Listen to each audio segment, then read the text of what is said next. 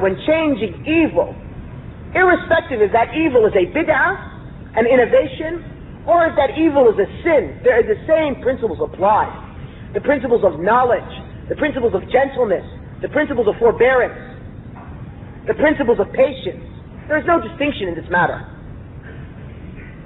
And then they quote Ibn Taymiyyah regarding taking into consideration the benefits gained and the harms resulting when one wants to change an evil or command something good. This is a very important principle, that when one wants to change an evil or command something good, he must take into consideration the benefits gained and the harms that will result. So they're quoting Ibn Taymiyyah. Ibn Taymiyyah says, whenever the harm of commanding the good, and forbidding the evil is greater than the benefit gained, it is no longer from what Allah has commanded and His Messenger. Even if this means forsaking a duty required or doing a forbidden act, as it is upon the believer to fear Allah regarding Allah's creatures, and it is not his duty to guide them. And this is from Ibn Taymiyyah's essay on commanding good and forbidding evil, page 18. What does this mean? That means if you want to command good and forbid evil, this is from our religion, and this is good that you have this in your heart.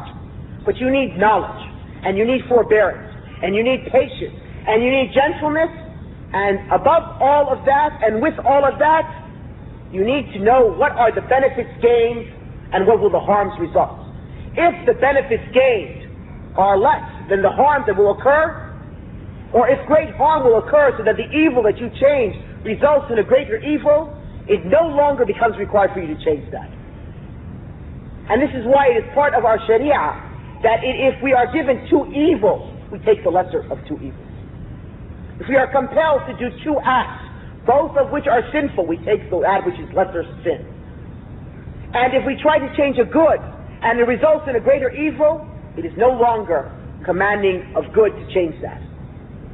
For as Ibn Taymiyyah has said, it is upon the believer to fear Allah regarding His service, and it is not his duty to guide them. Allah subhanahu wa ta'ala has not sent us as judges over humanity in order for us to hold the safe, the sword, and put it down whenever we want. No, this is not from the religion of Islam. This is the religion of the Khawarij. It's not the religion of the Salafis. It's not the religion of Ahl Sunnah wal Jama'ah. So therefore one must have knowledge and one must have patience, and one must know if he's resulting in more good or evil if he tries to change something or if he tries to command something.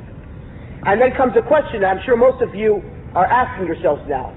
Well, how will I know by commanding something or forbidding something will result in a greater evil or not? If you don't know this answer, then obviously you are not the individual who should be commanding good or forbidding evil, because you do not have the knowledge which is required for that act.